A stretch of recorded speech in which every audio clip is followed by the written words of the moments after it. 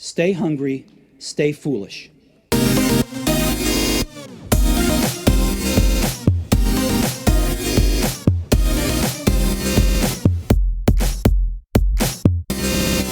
Imagine what you could do with the time you spend writing emails every day. Complexity is killing companies' ability to innovate and adapt, and simplicity is fast becoming the competitive advantage of our time. Our guest today helps leaders and their teams move beyond the feelings of frustration and futility that come with so much unproductive work in today's corporate world to create a corporate culture where valuable, essential, meaningful work is the norm. By learning how to eliminate redundancies, communicate with clarity, and make simplification a habit, individuals and companies can begin to recognize which activities are time sucks and which create lasting value. Simplification is the right thing to do for our customers, for our company, and for each other. Simplification drives culture, and culture in turn drives employee engagement, customer relations, and overall productivity. We welcome author of Why Simple Wins, Escape the Complexity Trap, and Get to Work That Matters, Lisa Bodell. Welcome to the show. Thanks for having me. I appreciate it. You open with the story of Mike, a story many of our listeners will know all too well. And I pulled a passage from this, Lisa, which goes as follows. Mike's feeling even more frustrated. He never gets time for strategic thinking, not even early in the morning or late at night. He took this job to work on high-profile projects and develop cutting-edge applications. He imagined themselves not just framing strategy, but brainstorming with marketing teams and helping R&D create better, more innovative products. In reality, most of his efforts were encumbered by the highly inefficient ways that people in his organization work. Too much structure, too many outdated systems, too many complex forms for human resources, IT, and accounting. Why was it so hard to collaborate? Why did decisions take so long to make?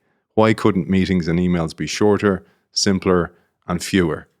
I thought this was a nice way to frame what you get into the book and how we can remove so much complexity from organizations. I'd love if you use this to explain Mike's world and also the world that you help with, Lisa. Happily, when I started to write the book, the reason I knew that this was going to be a book that hit home with people is because my publisher said, just put pen to paper, just start writing. And that story literally just flowed out of me in 5 minutes because it's something we all experience and it's very visceral, right? You read it and you just head nod the whole time like, oh, yeah, that's my work. And I think that was the real cool thing for me going through it. It was really cool in terms of doing research, but it was also kind of therapeutic because all of us experience this. And it was a journey for me to figure out how do we fix it. Mike's a metaphor, right? He's all of us. And that's what I think is so cool. And I'm glad it really resonated with you because we're not able to do the things we were hired to do. And that's the terrible irony and result of too much complexity. And that's why I wrote the book, because I wanted to solve that so we could get to not just the work that mattered, but the work we were hired to do in the first place. There's too many Mikes in the world, isn't there? There's too many people hampered by complexity, sacrificing productivity, purpose, ultimately sacrificing life. And you say in the book, Confucius said, life is really simple, but we insist on making it complicated. And business is so complicated today. You're giving me the idea that I'm going to come up with some merch that just is t-shirts that say we are all Mike. I think that might be a bestseller. Yeah, I like that quote from Confucius because I think that we make it so complicated and business, it just confounds it. It's a real problem because all of us want simplicity, but all of us create complexity. And that's the first thing that people need to do. I want them to think of this book like therapy, which is we create the beast. So if we even just look within our own sphere of control, there's a lot of complexity we can get rid of right now. And my goal in the book was to teach people how. Throughout today's shows, we're going to talk about how organizations both waste people's times and their own money and resource, but also how individually we can maximize our time. And you say time is our most precious resource. So you would think people would be more deliberate about the use of time, both as individuals and organizations. But we are so far from that. That's a great point. And one of the things I talk about that if I'm on stage and I start talking about time and how it's wasted, this is when people really start to lean in and they really start to head nod. And it gets people upset because time is a non-renewable resource. You will never get it back. And it is always astounding to me. Think about this. Why do we get so mad when people waste our money? but we don't get the same level of mad when people consistently waste our time. And it's this psychology where we know money's tangible, but because time is intangible, it's almost like we don't value it enough. And we have to start getting around the psychology of valuing our time more and changing what we value. So when I talk to people about how speed is so important at work, but we have no time, we need to start treating our time like we treat money, and we need to protect it and get it back. That really resonates with people because time is much more emotional to people on many levels than just money. You talk about the mixed blessing of technology as well. And we mentioned this a lot on the show about how, for example, it can increase efficiencies, but also take away so much of our efficiency. And one of the examples you give is the immediacy of email and how it creates a vicious cycle of off my plate and back onto yours. Technology, it's one of those questions when someone says that when it comes to simplicity or complexity, is technology helpful or hurtful? Is it good or bad? And the answer is yes. I think about my phone, right? That's the easiest analogy, which is thank God for all the apps I have. I can really reference a lot of information. But also, oh my God, look at all the apps I have. And I get sucked into this downward spiral every day with my apps that take me away from more meaningful things. Just because we can doesn't mean we should. And that gets back to protecting your time for valuable things. Just because technology lets me do more doesn't mean it's letting me do valuable. And that's the psychological shift we have to think about when it comes to shifting from complexity to simplicity. Yeah, and I love all the studies and research that you quote throughout the book. And one of the ones that you mention is when you combine all the ways that executives can receive communication, phone calls, email, IMs, etc., the number of incoming messages the average executive gets has grown from 1,000 each year in 1970s to more than 30,000 per year today. And that just shows that it's just nonstop. So we have to have some strategy to deal with the incoming. That's not even the half of it. I mean, there's other stats about how policies, procedures, governance structures, regulations have increased up to 350%. We measure 6 times the metrics that we did decades ago. And the idea, again, is just because you can with data doesn't mean you should. Do you need 60 metrics on something? It's kind of like we're becoming so reliant on it. And data is good, by the way. But we do too much. And so we have to start to get comfortable with what's as much as possible, what's enough versus too much, because now we don't even trust our gut anymore. And I think we're losing some of that humanity in the data. So again, if we can get comfortable with simplifying as much as possible, that will give people a way to move fast, but still have a level of comfort when taking a risk. And you mentioned there the P&P, the policies and procedures, but bureaucracy is prevalent in organizations. But with well-meaning intentions, organizations often have negative effects and impacts. A classic example of the way organizations inadvertently make life complex is in the process of trying to solve a legitimate problem, such as performance evaluations. I'd love if you took us through this one.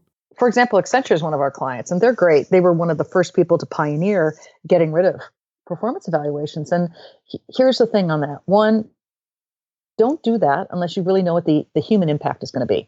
Because policies are one thing, but human behavior is quite another. And so much of human behavior is driven by one thing, fear. And if you get rid of performance evaluations, how will I be evaluated? How will people know I'm doing my job? How will I know that I'm worthy? How will I not get fired? So all these kind of psychological things came into play there, which made people still do the same thing. They were still doing evaluations. They got rid of them on paper, but people were still doing them because of this human factor. I think evaluations are good. I just think the big annual cumbersome ones are bad. It's how they're done is bad. So there's one thing we do that was a happy accident. It's called PPCO. And it's a tool we use to help people overcome skepticism and fear and being open to change and ideas that can also be applied to evaluations. If you'll indulge me, let me tell you about it. It's a shorter way that people can judge ideas. It's a structure, but they can also do it for more rapid, frequent HR evaluations, because I think evaluations are better when they are more in the moment and they're done more frequently so people can improve, right? Versus an annual need for a raise. So this technique called PPCO is about taking a product or an idea and you list all the potentials, all the pluses, all the concerns, and all the ways to overcome those concerns. So that's PPCO. And through that process, you realize that there's good things, bad things. You have concerns, but there's ways we could go about and improve it. Now let's rapid cycle it and make it better, rather than just dismissing it as good or bad. The same framework can be applied to people. And we've had this within a lot of our pharma clients adopt this as their way to do performance evaluations. They use PPCO to evaluate their people in terms of people's pluses, their potentials, the concerns they have about their current performance, and then suggestions to overcome it. Why is this great? It's fast. It's a shorter eval. It can be done more frequently, and it creates a conversation versus a fearsome evaluation. So again, it's not evaluations are bad, but it's how it's done. It's too complex. So I would vote people to improve them and do them more frequently. You tell us throughout the book that it's easier to build on top of the things that we've already established than to blow up what exists and replace it with something simple. And this is one of the big challenges of innovation, is that because we get wedded to an idea of how we do things, it's very difficult to reimagine it. I'm reminded here of Jack Welch, who was infamous or famous for removing middle management and unnecessary bureaucracy, which earned him the name Jack the Ripper. But as organizations grow, and particularly as they merge and acquire growth, they become even more complicated Frankensteins of sorts, with new departments, policies, procedures, and people lumped together without taking the time to recalibrate and rethink the organization. And one of the stats you mentioned was staggering, which was for every new manager introduced, it increases complexity by 1.5 for each member of the team. Yeah, and it's just astounding. We have the best of intentions, but we don't realize the implications. So what we do with people is they need some structure, right? Everyone needs structure in an organization. I think no structure is a silly idea. But within that structure, they have to constantly be looking at how can we simplify, right? That has to be their operating system. And when you bring in a new manager or you bring in new products, anything you develop or put in place, you have to first put it in place with this in mind, and then review it on an ongoing basis with this in mind. I talk in the book about MURA, which is a terrible acronym, but a really good framework, which is how can you make, if you want to simplify something, make something as minimal, understandable, repeatable, and accessible as possible. And that goes for people's roles, that goes for processes, that goes for structure in an organization. So how can you make it as minimal as possible? How can you make people or processes as understandable or clear? How can you make them repeatable? That's what happens with managers. Things are not repeatable.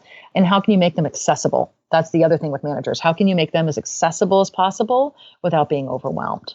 So, if people that want to go back and read the book, I would invite them to think about MURA, whether it's for a product or the people they add into their teams. Just to say, we can't do justice to the book because it's full of frameworks, and you're so generous in giving away all the frameworks, the questionnaires, etc. You can tell your mission is pure.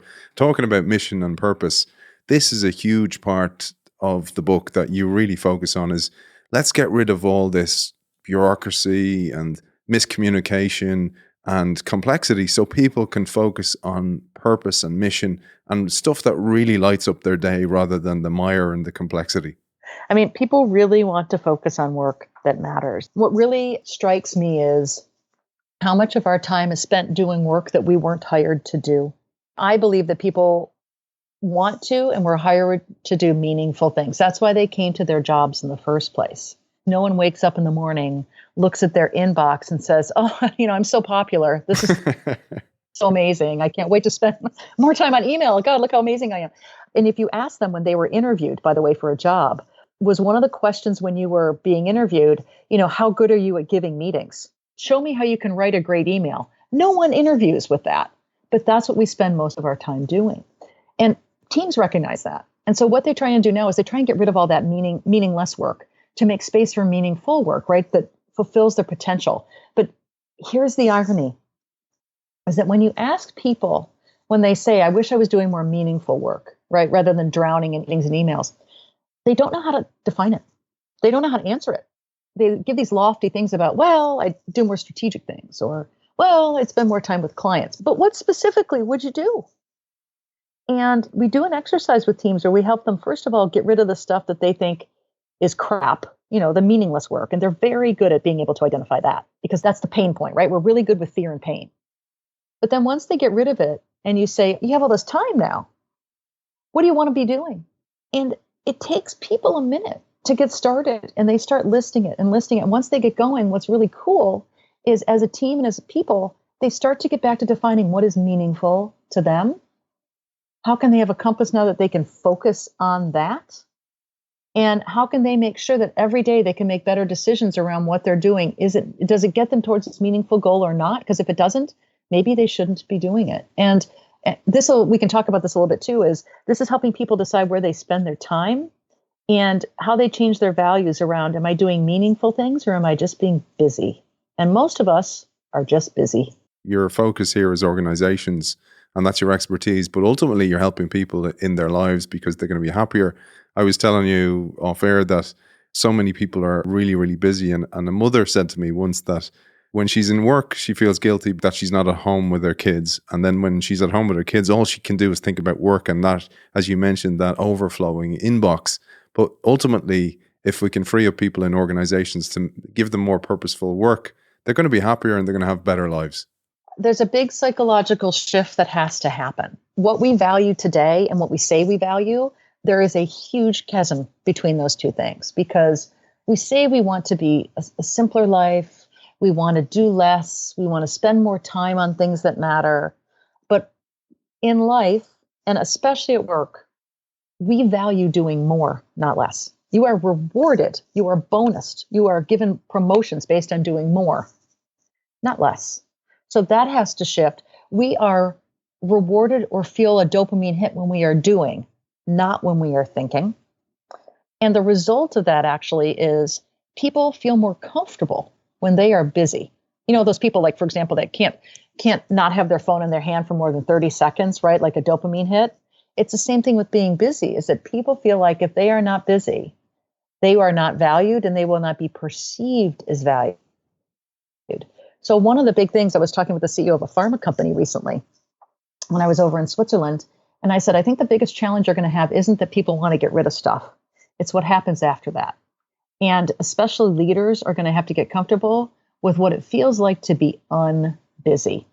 And once they can get there, their teams will follow. That unbusy is okay, and I am valuable by not being invited to meetings because that's not worth my time, versus always being invited to meetings because I'm so important. And as you said, leadership sets the tone. I'm going to come back to leadership because it's so important here. But there was one thing I was thinking there. You mentioned the pharma industry, and that's the common theme of so much complexity, which is regulation. And it's needed. Regulation is needed to an extent. And one industry I really empathize with, and we have lots of listeners to the show with, is CEOs and C-suite executives of banks and innovation workers in banks. And so many good people leave those organizations, particularly today, because they're being headhunted by fintechs and the challenger banks because regulation is less. But in truth, red tape has mushroomed across all sectors of the business world. And you share a study which is fascinating by Vanderbilt University, which found that colleges and universities spent roughly 27 billion combined per year on federal compliance, eating up as much as 11% of expenditures. Firstly, the expenditure is massive, but 27 billion when people are struggling to pay college fees is just criminal. It is criminal. And let me give you a few points on regulation, which is certain industries obviously need regulation, but it becomes too much, right? And that's where I go back to my mirror, like let's make it as much as possible and not more and not less.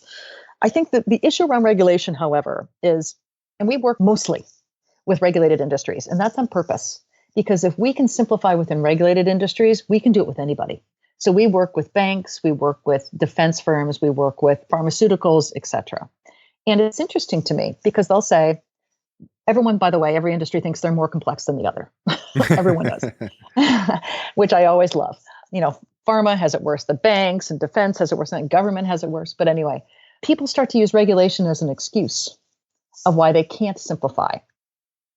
And I think that's just not the case, because within every industry, there are people that are simplified and people that are complex. And the people that are the best are the ones that don't use regulation as an excuse. And the reason why is because so much of complexity within a company isn't because of regulation. This is the fascinating thing we found, which is you have to think of it like an onion or a bullseye, right? That you get more towards the center. When you ask people what's complex at their company, especially in a regulated industry, the first thing they'll say is, well, we're regulated. And not everybody spends their time on regulation all day long. And then they'll say, well, what's really complicated then as a result of that is the organization and the structure. the things that they put in place to manage the regulation. And then I'll say, but so that's what you do. You spend your time every day on regulation, the organizational stuff. And they'll say, no. What bothers me every day, what really bothers them is tactical complexity. And this gets into policies, procedures, frankly, meetings, emails, all that kind of stuff in their sphere of control.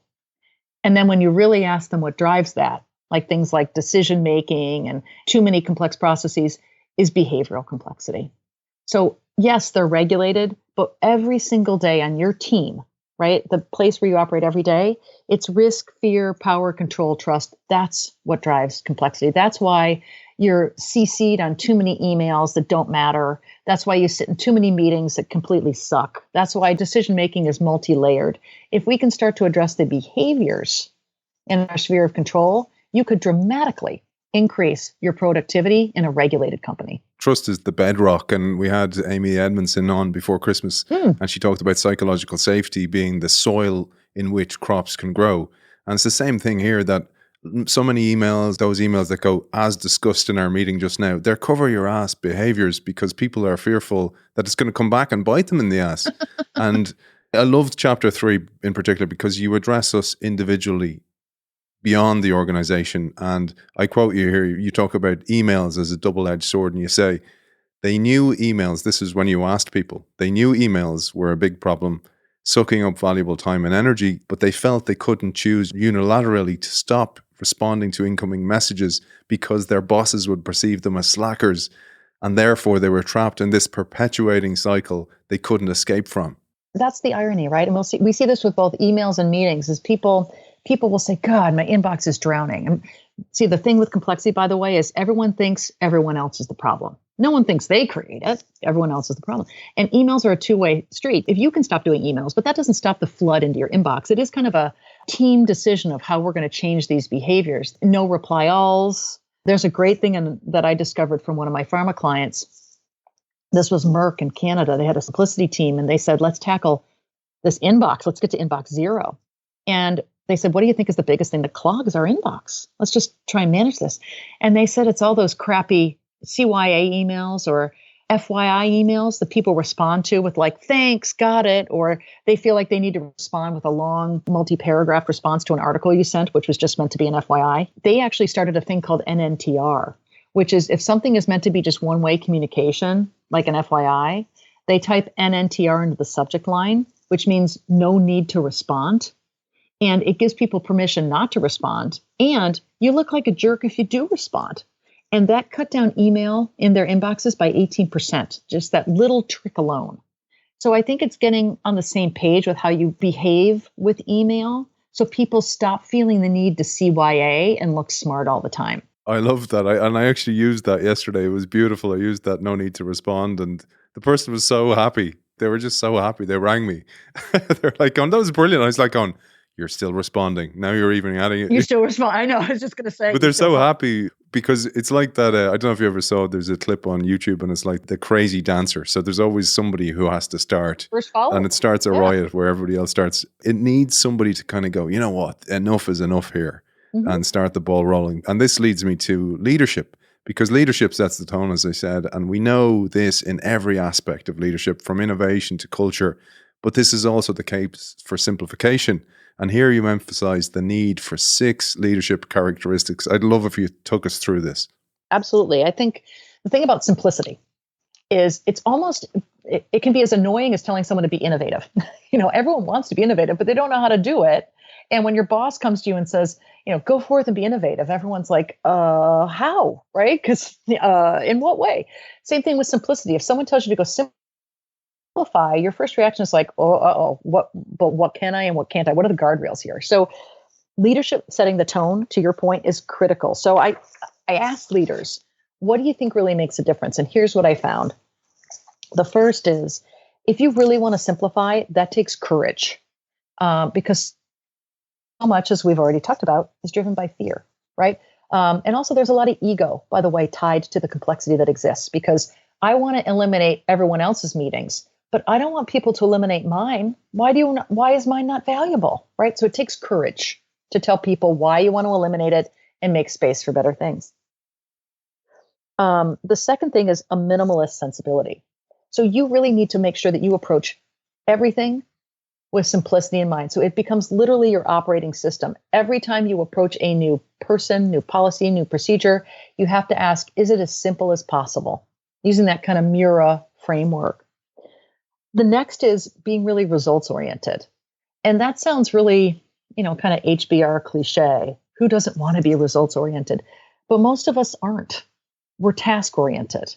And so the thing I say to people is you have to say, what's the result? And if this task doesn't get to it, don't do it.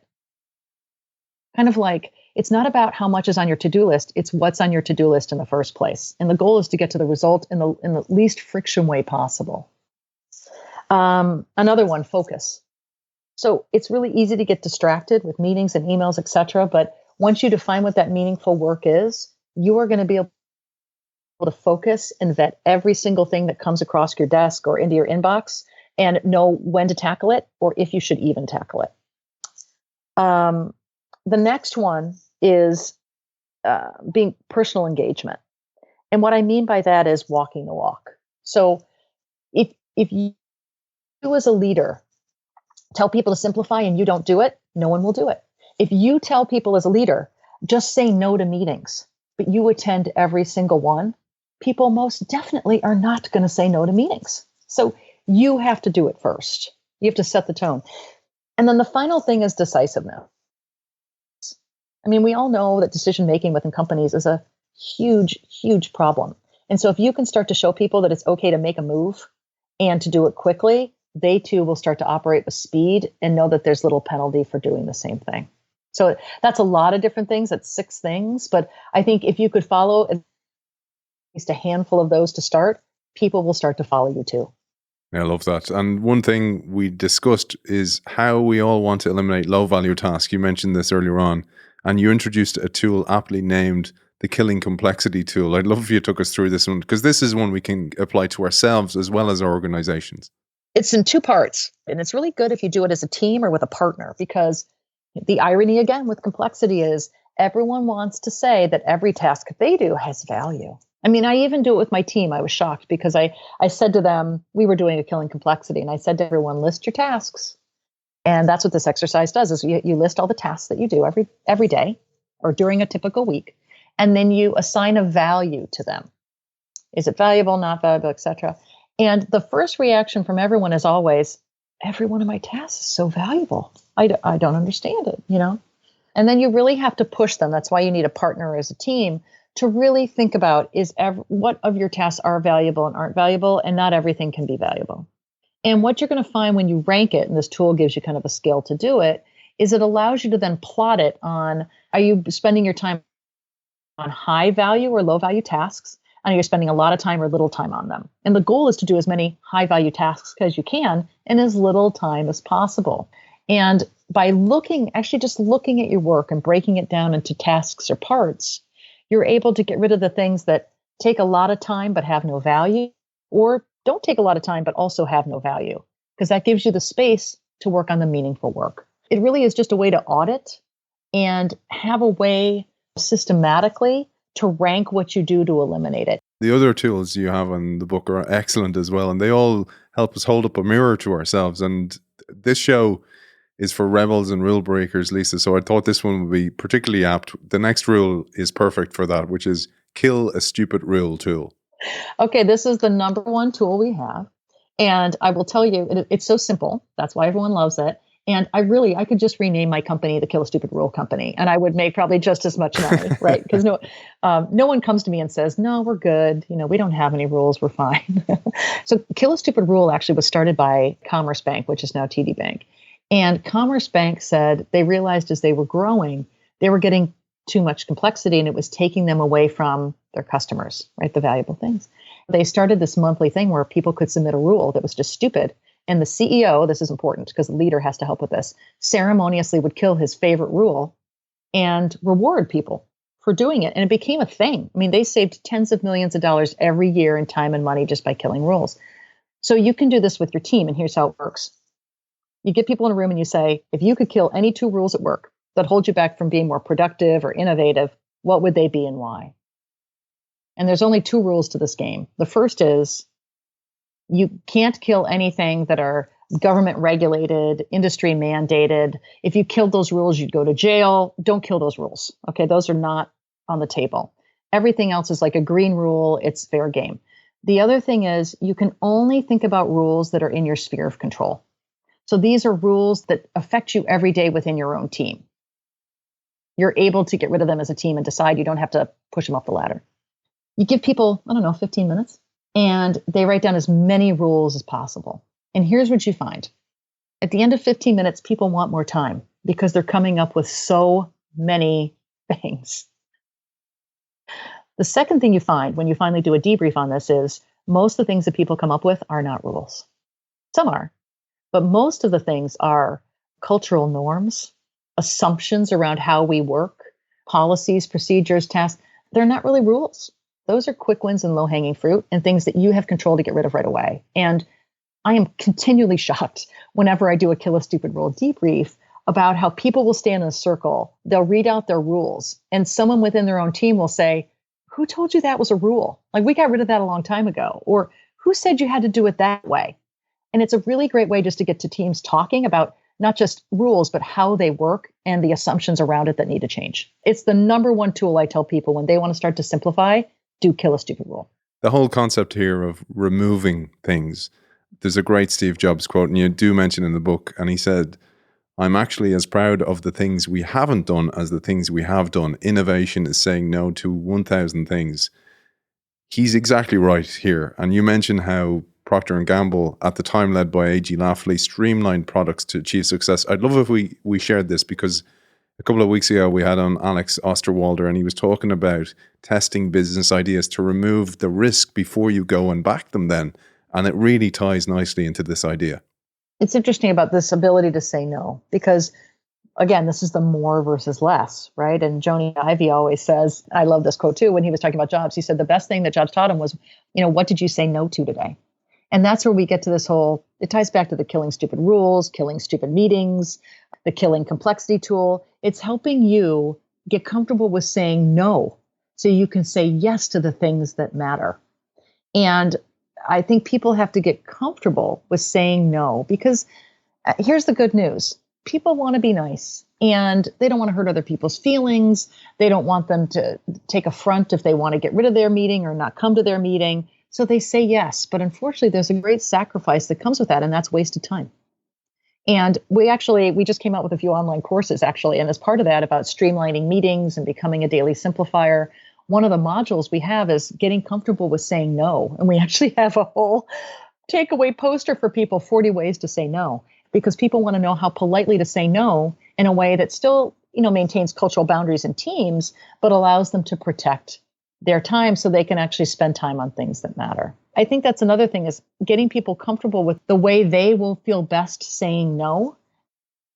And that's really a first step in changing their habits towards meaningful work. I'd love to finish up on individual actions that we can take, but let's share a couple of the organizational actions, because these are huge and they had massive results. There was work you shared in the book done by Steve Strelson, and you said in the book, we talk a lot about corporate culture, but I believe we've lost sight of what it truly is. Culture is not colorfully painted walls. It's not collaboration rooms with large whiteboards. It's not the organic food stocked in the common room. It's much more than that. Most fundamentally, it's behavior, the way work gets done. It's the stress level at various kinds of meetings, and communication plays a role here. You say policies, handbooks, posters, and the like. But that's not the only place where culture is defined. Most of it is developed through the daily interactions that people have with their peers on a routine basis. I'd love if you shared this and Strelson's findings, because these were fascinating. What I think was interesting, this gets to why simplicity is so important, right? And it's really about the habits and behaviors. My feeling is we're doing a lot of BS within companies. We talk about having an innovative culture and being able to do really important things, but we're not talking about culture. We're talking about cultural aesthetics. We're talking about making people feel good on the surface, but not getting to it underneath. So yeah, whiteboards and colorful walls and organic food in the cafeteria, that's great in terms of building culture and getting people inspired.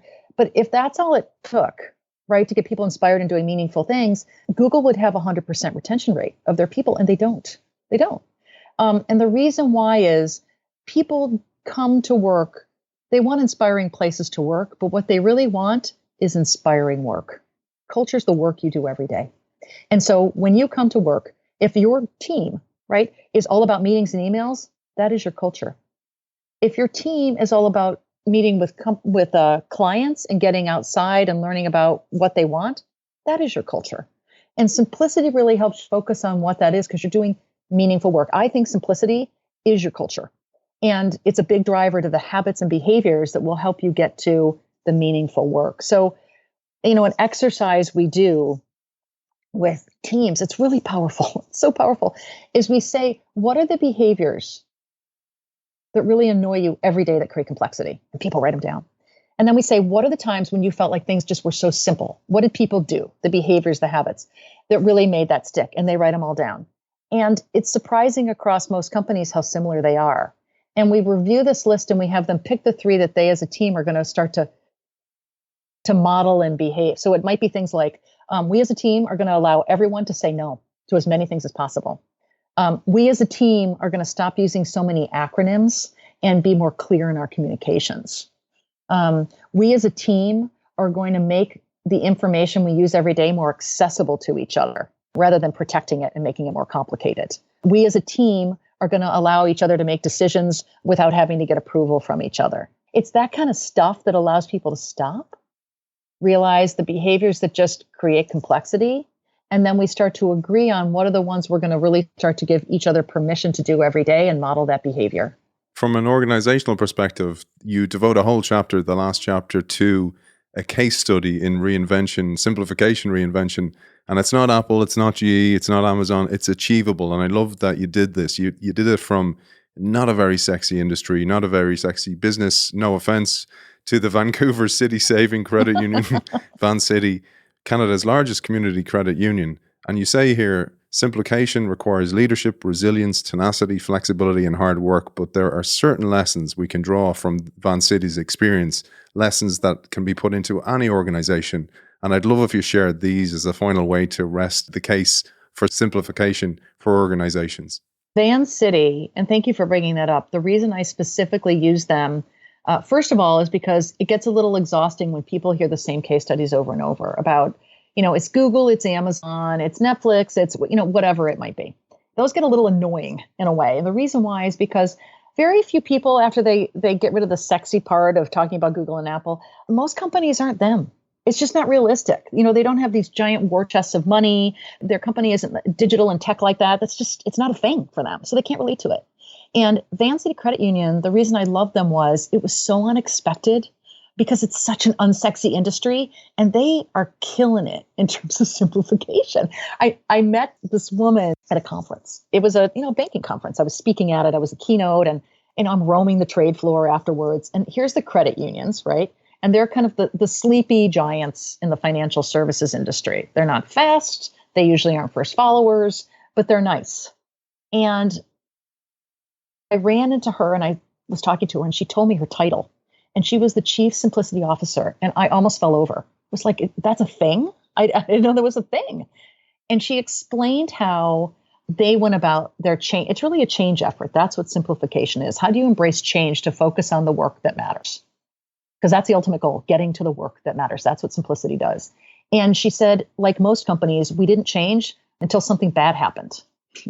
They had a technical implementation with an outside vendor that failed. I mean, like a dumpster fire. It was $50 million. They were having to consider getting rid of people because this implementation didn't work. And they said, God, this whole thing was going to be able to make it easier for us to talk to customers. Now, what do? We can't spend another $50 million. And employees, because it's such a nice company, volunteered and said, we'll give you suggestions of how to be able to better get to the customer.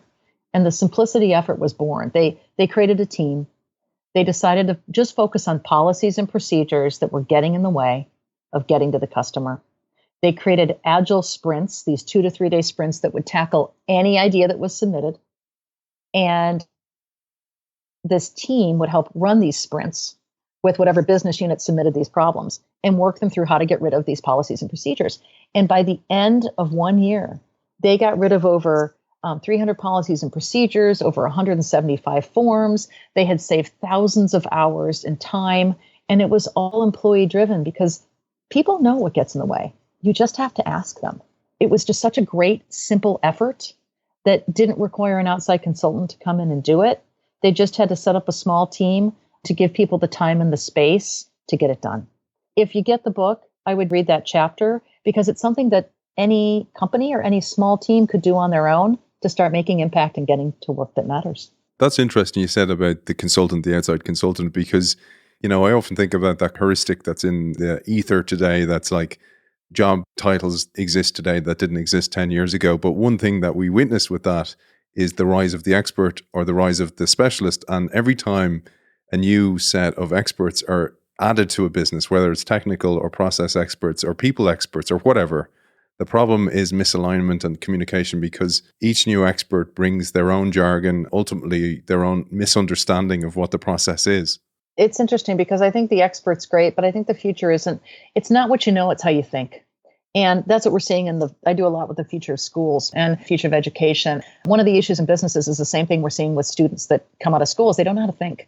They know how to do, and they've got depth. But the problem is, yes, we need expertise without question. But what's more important in this, this VUCA world, which is constantly changing and unexpected, is getting people to understand how to think is going to be just as productive as what they know. And simplicity is the way to eliminate that friction so they can more easily think and solve those problems. So simplicity, again, it's like one of those soft skills versus in-depth skills that is without question something teams need to learn how to do. And it will pay off. It's a multiplier. That's what it is. It's a force multiplier effect when they do that. And one last thing then on the individual, because I mentioned you talk about organizations and then you hone in every so often on the individual. Yeah. And you said from a personal perspective, there's loads we can do. One simple one is the delete toxic people tool. And I love this. And you say, if the person is distracting you continually or sucks up your time, delete them. If it's a one-way relationship in the other person's favor, delete them. If people don't appreciate you for who you are and what you have to offer, delete them. And, for a change maker or an innovator or an entrepreneur in a business, you need to do this because you need all that energy to drive the business forward or drive your mission forward. I'd love if you shared perhaps just one low-lying fruit exercise or tool that we can use to simplify our own worlds as change makers in today's society of VUCA. Yeah, my joke always is you can kill stupid rules, you can kill stupid meetings, but you can't kill stupid people. So that's the problem. And then, of course, everyone laughs, right, at that. First of all, individually, I think it's really helpful if you have a T-chart and you write on the left-hand side what you spend your time doing, in a given week. And when you look at that list on the left-hand side about what you do, circle the things that you think are valuable. And what you're going to find is you don't circle many. And if something isn't circled, you have to really look at yourself and say, why am I doing them? The answer to a lot of that is going to be obligation. And then you really have to figure out what are you obligated to or who are you obligated to and is it worth it? Because the only way you're going to get space to do what's meaningful for you, whether it's professionally or personally, is to get rid of the things that are not meaningful or valuable to create space for the things that are. And that's what you write on the right-hand side of your chart, which is what gives you meaning, what gives you purpose, what do you wish you could spend 100% of your time on if you didn't have to do anything on the left-hand side of the chart. And that kind of gives you a compass of how you constantly can look at your day and your to-do list and say, am I moving from the left side of the chart to the right side of the chart? That's just a simple exercise anybody can do, whether you stay at home all day or whether you are in a large organization. And Lisa, for people who want to contact your organization, because you travel all over the world working on simplicity and removing complexity, how can they contact you and find out more about your work, but also your book? Book, of course, you can go on Amazon and get Why Simple Wins or my other book, Kill the Company. They can visit our website, which is futurethink.com. We've got lots of great tools and courses on demand that they can take on simplicity. And they can email me. Feel free to email me at innovate@futurethink.com, and that email will get to me, and I am happy to answer any questions here and even give them some tools that they can use right away to help them get to the work that matters. We want to help them reach their potential, so please email me. Author of Why Simple Wins, Escape the Complexity Trap and Get to Work That Matters, Lisa Bodell, thank you for joining us. Thank you so much. It was a pleasure.